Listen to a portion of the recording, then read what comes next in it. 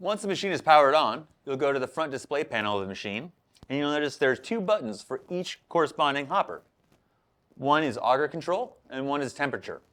First, you want to turn the auger into on mode, which will generate the machine to spin.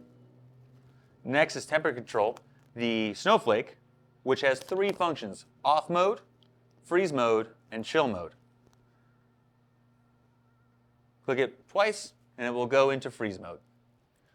Once the machine is on, there are other operational functions seen on the display menu here. There are three dots located between the hopper switches and the display screen.